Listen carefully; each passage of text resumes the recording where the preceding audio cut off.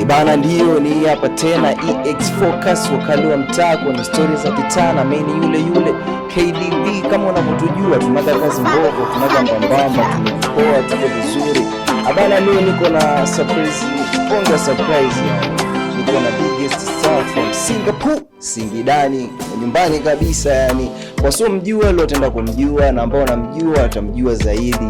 Endelea kubaki kuwa mwanafamilia wa EX Focus. Na kama una tamaji au una crips au una popcorn, mvuta uko tulie kama una cheki movie, maana leo ni shangwe bala. Ibana biggest star wetu kwa majina anaitwa Ice-Tone. Kama ulikuwa mjua utamjua na atajitambulisha mwenyewe, utapata kumfahamu zaidi. Ibara wasio kujua na kujua wakujue leo, na jua unafanya kitu gani from Singapore. By my artistic name najulikana kama Ice-Tone. Ni msanii, nafanya performance, ni songwriter. Yeah, that's all. Ibana Ice-Tone, unaendeleaje kwa muziki kwa sasa? Maendeleo ni mazuri, tunaona gradual changes day by day, mabadiliko yanazidi kuonekana. Mabadiliko kila siku yanazidi kuonekana kweli. Na unaonaje mapokezi ya kazi zako zinapokelewa na mashabiki zako? Watu wanapokea kwa uzuri, watu wanaongezeka, tunazidi kupata watu wapya, na wale tulionao wanazidi kufurahishwa na vitu ambavyo tunavifanya. Kwa hiyo mabadiliko tunayaona katika kazi ambazo tunazifanya. Yeah. Hivi watarajie kitu gani mashabiki zako, kitu kipya kutoka kwako mwaka huu? Kwa wale ambao ni mashabiki zangu na wanaonifuatilia, na wale ambao bado hawajafanikiwa kunipa sikio, ni kwamba ninafanya kitu bora na ninafanya kitu kikubwa zaidi, tofauti na wale ambao wamewapa nafasi, kwa maana nina uwezo wa kufanya kitu kikubwa zaidi. Kwa hiyo watarajie kwamba nina uwezo wa kuwapa burudani, nina uwezo wa kuwapa namna ambayo ni nzuri zaidi. Yeah. Sure. Hivi tukija kwenye masuala ya safari ya muziki, yani kuhusiana na muziki wako, mashabiki zako leo wajue, na Watanzania sote kwa jumla tufahamu, ulianza lini muziki na kitu gani kilichokuvutia kuingia kwenye muziki wa Bongo Flava? Kama ulivyoitaja safari inahusisha njia. Kuna wakati utakutana na njia panda, kuna wakati utashindwa uelekeo wapi. Kwa wanaomjua Ice-Tone, hakuanza kama Ice-Tone. Alikuwa ni mtu tofauti kabisa na watu walivyotarajia. Ila mabadiliko ya maisha consecutively ndio yamemfanya Ice-Tone kuwa Ice-Tone. Back in the days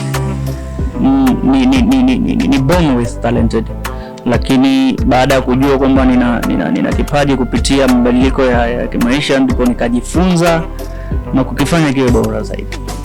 Asante. Toka umeanza kufanya muziki, bila shaka changamoto nyingi umekutana nazo. Hivi ni changamoto gani kubwa ambayo umekutana nayo ukaona changamoto hii niliyopitia kwenye safari yangu muziki kubwa hasa? Changamoto zote ni kubwa na zina namna yake ambavyo zinakuchukua. Kuna mental, lakini pia kuna physical challenges. Mara nyingi huwa ninachukulia changamoto kama sehemu ya positive, ina positive impact, ili niweze kunifanya mimi kuwa mbora zaidi. Sababu wanasema ili uweze kuwa mbora zaidi lazima upitie nini? Upitie changamoto. Ndio maana hata chakula ili kiwe kitamu ni lazima kipitie moto. Siwezi kuhesabia changamoto kwa namna ambayo, kwa ukubwa na udogo, kila changamoto ina nafasi yake. So kibaya zaidi kuna zile changamoto ambazo tunasema zinajirudia, zile ndo zinakuwa mbaya. Yeah, haziishi. Hizo ndo zinakuwa mbaya zaidi. Na changamoto hizo ambazo unakutana nazo kwenye safari ya muziki, haujawahi kugive up ukasema mimi naacha muziki bana, nifanye hata kitu kingine hiki? Ningekuwa give up, nimeacha muziki, huenda hata hii interview singekuwepo leo hapa EX Focus. Kwa changamoto ambazo nazipitia ndizo zinazonifanya mimi kuwa mimi, ndizo zinazoniboresha, na ndizo zinazonikuza kuzidi kupambana zaidi. Sometimes ndio una give up kwa kipindi fulani, lakini sio forever, kwa sababu utaanguka, lakini pia utasimama ili uendelee na safari. Na mtu ambaye anakusikiliza sasa hivi anafanya kitu unachokifanya, au anafanya kitu kingine, afanye kitu gani kama akihisi kukata tamaa au akitaka kukata tamaa, unamshauri kitu gani? kwanza kabisa anatakiwa kukata tamaa, achana nayo, kwa sababu wanasema tunajifunza kutokana na namna ambavyo tunakosea. Changamoto ndio zinaweza zikakufanya wewe uweze kuwa mtu bora zaidi. Hakuna kitu ambacho hakina changamoto. Kwa kadri unavyozidi kupambana ndivyo unavyozidi kupata mabadiliko katika kila ambacho unakifanya. Amini kwamba unaweza kufanya chochote ambacho wengine wanaweza kufanya. Tofauti yako na wao, wewe utafanya kwa bora zaidi. Ni vile tu hujapewa nafasi ya kuonekana na kuwa mbora kuliko wao. Kweli kabisa. Bana, unetusikiliza hapa au unetuendelea kutufuatilia, usiache kukata tamaa. Kukata tamaa kama ulivyosikia. Bana, Aiston, unajua toka umeanza muziki kuna yule mtu ambaye yukoje na wewe bega kwa bega kuachi. Ni mtu gani ambaye toka umeanza yupo na wewe? Nachoweza kuambia watu, people comes and go. Huo ndio ukweli. Kuna mtu ambaye nilianza naye from the scratch mpaka sasa niko naye. Isipokuwa nina watu ambao wanakuja, tunaenda na nafasi yao inapita, wanaendelea na misho zao zingine. Ni vile maisha yanatukutanisha na watu wapya. Yanatukutanisha na timu mpya, yanatukutanisha na ujuzi mpya. Kwa hiyo sina mtu ambaye naweza nikasema from the scratch nilianza naye namjua huyu ni Aiston from the beginning mpaka sasa. Hamna. Kwenye safari yako muziki ambayo tunaendelea kuzungumza nayo, kuna kitu gani ambacho umekutana nacho? Tukio ambalo umekutana nalo kuna hii imenipiga. Ukiachana na changamoto kwenye maisha ya kawaida, ikagusia muziki. Actually tukio ambalo naweza ngasema linaniumiza ni mara 2 mara 3 ishaye kutokea. Nilishawahi kupoteza data ya album nzima. Ila kwa bahati nzuri ni kwamba zilikuwa tayari final zimeshatoka. Ila data waga ni muhimu kwa sababu hata ukitaka kuja kufanya maybe remix, ukitaka kurudia verse, ukitaka kuboresha mixing, inakuwa haiwezekani tena mpaka urudie ngoma. Kwa hiyo hayo ni moja ya matukio ambayo waga yanaumiza sana.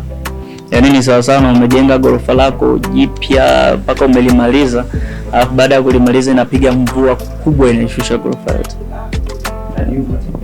Kwa hiyo hilo ni moja ya tukio ambalo ni ngumu kulisahau. Na vipi kuhusiana management? Una management au ni mtu tu anayesimamia muziki wako?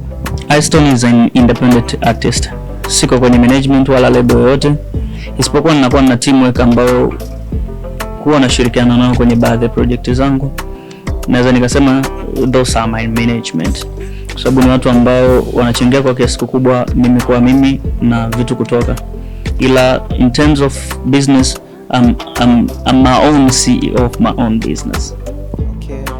Ikitokea labda mtu kaja kumanage, atakuwa aje ajue Aiston ni mtu aina gani na aje vipi? Actually kwanza lazima ajue kwamba Aiston sio beginner. Ni artist ambaye amesha move baadhi ya hatua. Ambazo hizo hatua hatukutumia maneno tu, ilitumika gharama na muda na nguvu katika uwekezaji.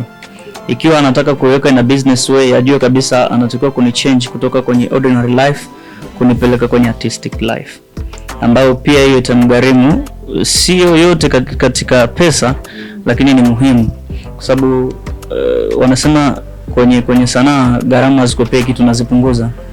Ukweli mchungu ni bora zaidi kuliko uongo mtamu. Ni kwamba lazima tu ajipange kwamba hii ni biashara na lazima awekeze kwenye biashara yake. Na tuzungumzie muziki wako binafsi. Toka umeanza kuandika muziki, umeanza kutoa kazi za muziki, muziki gani ambao wewe ukiusikiliza unakubali kushinda yote? Mimi kazi zangu zote nazipenda kwa sababu kila kazi inakuwaga ina mood yake. Kuna mtu ukimwambia ngoma fulani ni kali, anakuambia mimi napenda ngoma ile. Hata mimi pia mara nyingi huwa najisikiliza kutokana na mood yangu. Nikiwa kwenye sadness, I have my own song ambazo zipo in that emotions. Nikiwa ina vibe, nikiwa ina happiness, zote zinakuwa hivyo. Kwa hiyo kazi zangu zote ni nzuri na ninazipenda zote kwa wakati wake. Okay. Unaweza kutupigia kidogo na mashabiki wazipate kuenjoy kwa mood uliokuwa nayo? Kwa mood ya sasa hivi, actually kwa sababu tupo kwenye interview and on behalf of this media, naweza nikasema tupo kwenye mood ya hustling. EX Focus ni watu ambao wanajipambania na wanajitafuta. So what I can offer ni blessings. That's my 3 months last project ambao naweza nikasema ndio inafaa kwa sasa hivi. Hii inaenda kwa mistari. Chuki zao ni blessing nimeona, majaribu sokesi nishawasoma, ndimi zao nyepesi kukosoa, nishapigwa vita vingi na bado minasonga. Chuki zao ni blessing nimeona, majaribu sokesi nishawasoma, ndimi zao nyepesi kukosoa, nishapigwa vita vingi na bado shagotana nao na naishi nao, mishe zetu haso daily na masiri zao, mina cheka nao naona cheka zao, nikigeuza sura nao wanakunja zao, nimeshibana nao siko fake kwao, kwangu wana sina gubu na blessings zao, mina cheka nao naona cheka zao, nikigeuza sura nao wanakunja zao. Oh yeah, thanks Papa God for that blessing, thanks Papa God for the happiness, thanks Papa God for the life, though it's tough but I'm living, that's all blessings. Yeah. Kweli ni blessing mpaka nipata amani ndani yani. Kweli hii inatufaa sana kwa mahasla. Hivi hujui kufikiria labda kubadilisha aina muziki, ukafanya ukachana na bongo flava ukafanya aina nyingine ya muziki, labda singeli au whatever? Actually nafanya different genres of music. Ninafanya aina nyingi za muziki, naweza nikasema ni multi position kwenye swala la muziki. Sio nyimbo zote ambazo huwa nazitoa ndizo nyimbo ambazo only ndizo hizo nazozifanya. Wengi waga najiuliza kwa nini Aiston hatoi singeli ama hatoi ama piano. So kwamba sije kufanya. Nasema niko pia kwenye uandishi. Watu wengi sana huwa nawaandikia tofauti na kuimba. Naweza nikasema kwa 70% mimi ni mwandishi mzuri sana kuliko kwenye hizi nyimbo ambazo unanisikia nazoimba. Kwa hiyo kutokutoa mapiano ama singeli haimaanishi kwamba siwezi kufanya those kind of music. Ni vile tu kuna nyimbo ambazo huwa ni transitional music. Muziki kama mapiano sio muziki ambao unadumu. Alafu uhaba na mazingira ndio yanatusababisha sisi kutokufanya those kind of music. Kwa sababu muziki kama mapiano ni muziki ambao 100% ni muziki wa producer. Yani producer ndo ambaye anautengeneza muziki wa mapiano kuliko hata msanii wa kuimba. Sasa kwa mazingira ambayo tuko nayo, kupata mtu wa kutengeneza mdundo wa 100% hizo ni ngumu sana. Lakini pia muziki kama singeli ina depend na environmental. Muziki kama singeli ukienda kwa Dar es Salaam ndo muziki ambao uko trendings. Lakini ukija kimkoa ni ngumu sana watu kukuelewa kwenye singeli. Japo inatakiwa tuwaze mbali, lakini pia unatakiwa angalia na wateja wa biashara yako wanahitaji nini kwa kipindi hichi. Kwa hiyo ukiachana na hiyo aina za muziki huo, bado nafanya different genres of music. Nafanya rhythm and blues kwa maana R&B, nipo kwenye zuku na nipo na katika midundo mingine dancehall and whatever the music. Kwa hiyo watu wanipe sikio tu katika kuchambua aina za muziki. Bana, tukiwa tunaendelea, kuna kitu kimoja ambacho mashabiki watakuwa labda wana hofu au wana shauku kujua, kitu gani cha tofauti wakitarajie kwenye projekti zako mpya utakazozitoa kutokana na aina ya muziki mbalimbali utakayofanya. Watu wajue kwamba ninawekeza sana kwenye projekti zangu. Ndio maana kwa watu ambao wananifuatilia, mkoa is not sound ambayo iko mkoani. Kwa maana huwa ninafanya international movement za project zangu. Hata ukiangalia last project yangu mimi nimefanya na artist from Nigeria. Ninafanya production external, nafanya production worldwide. Kwa hiyo sound ambayo watu waitegemee ni magical sound. Kwa wategemee kitu kizuri na kikubwa, wategemee nidhamu katika uandishi, wategemee melodies, wategemee kwamba Aiston ni msanii ambaye anazingatia those 8 elements of music. Wategemee vingi